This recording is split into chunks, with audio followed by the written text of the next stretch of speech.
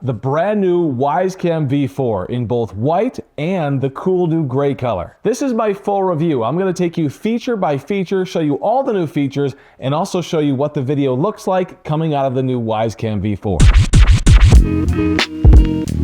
Tech it before you wreck it. What's up, geeks? I'm Kirk, and here's the deal. If you're just looking to find a place to buy the new Wyze Cam V4, I put a link directly to where you can buy it down in the description, so you can check that out if you want to jump right to that. I also have a full unboxing video. If you haven't watched that yet, you can check that out to start all the way at the beginning. But let's jump right into my full review of the V4. And here it is. This is the white model, the classic colored model, but look at this new gray and black two-tone Wyze Cam V4. I actually really like this color scheme. I think it's cool. They've had black models before, but this is a cool two-tone gray and black. Very, very, very slick. Now, in terms of design, this is the classic Wyze design. You've got the adjustable base, you've got the black lens on the front, and you've got this tail on the back for plugging in power. With all the new models that are water resistant, this tail is important because it allows it to be water resistant. But I do want to point out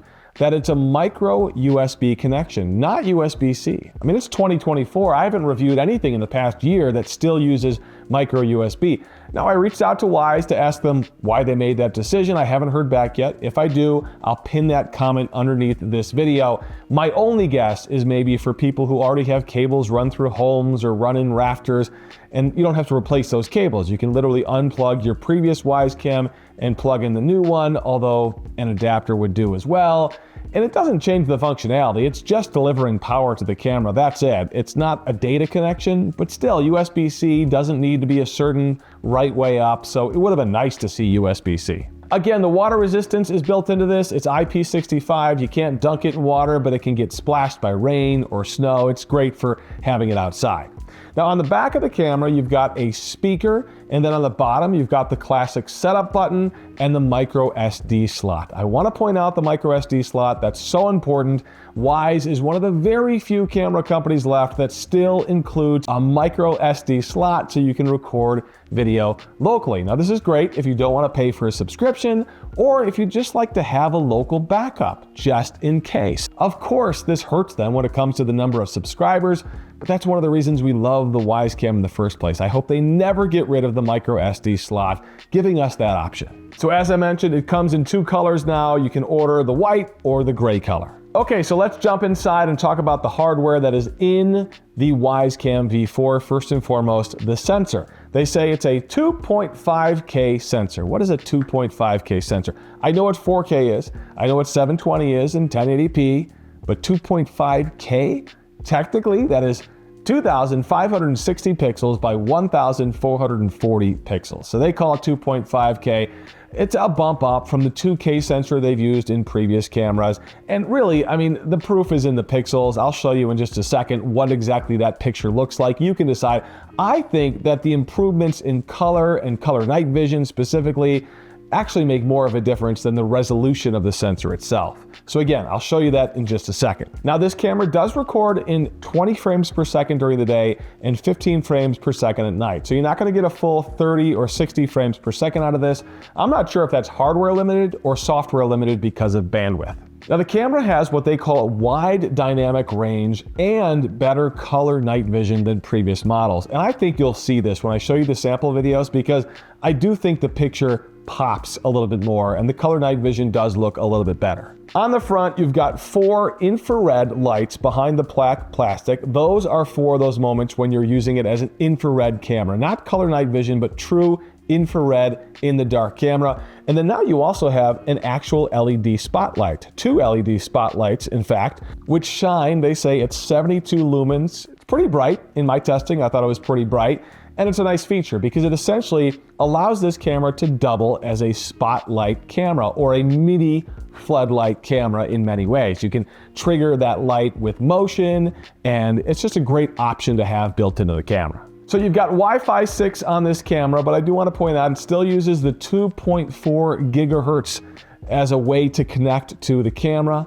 You also have Bluetooth built in, Bluetooth 5.2. Now, why would you have Bluetooth on this? Because now they use that to set the camera up. With previous Wyze cameras, you actually used a QR code that the app generated on your phone, you pointed it at the camera, and then the camera would program the Wi-Fi, which was easy and it was great, but if you've got the camera mounted 10 feet above your head, it means you've got to get a ladder out to reprogram or reset up the camera. So they say this is easier and faster, although I never had a problem with the QR code setup. I thought it always worked pretty well. So the micro SD card slot supports up to 512 gigs of storage. That is more than enough than you'll ever need. I don't think you need a card that big, but the bigger the card, the more storage and the more video you can save on the card, and then it rolls over once it gets to the end. So 512 gigs is going to give you days and days, possibly even weeks of video storage. I think a 256 or even 128 gig card would probably be plenty for most people.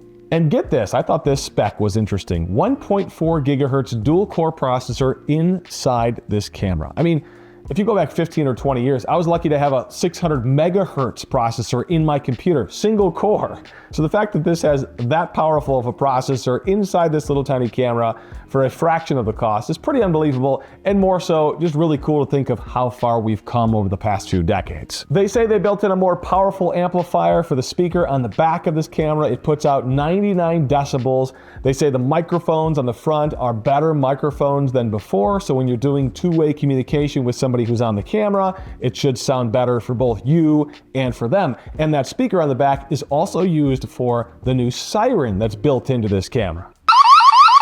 And speaking of the siren, I want to use that as an opportunity to jump into the software changes in the Wyze app on your phone. Now, the app is mostly the same experience that you've used before, but there are a few differences because of the new features. And that siren feature is a button right there underneath the video. When you tap that, you'll hear that siren. You can also set the siren up to go off automatically during certain times if it detects motion.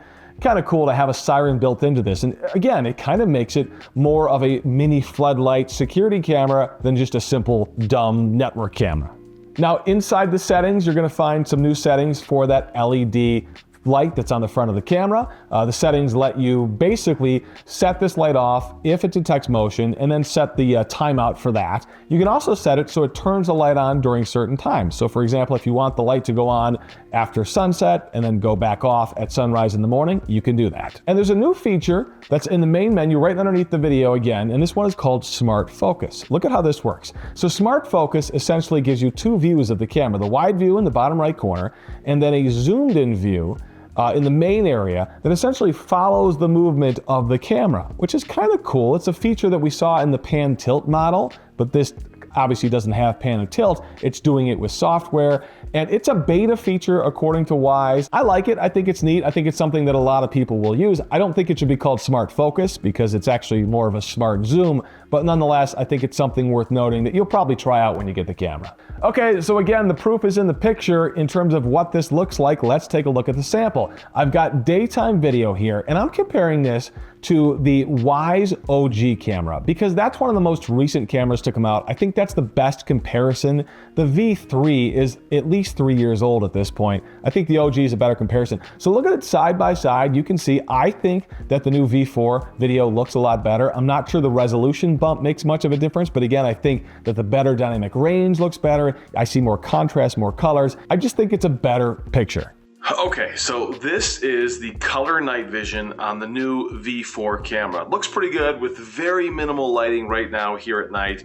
And let me just pop on the spotlight on the front of the camera. This is in dim mode, I believe, but gives you a pretty good idea of what this light looks like. And then I can turn it back off and it goes back to the color night vision without the spotlight.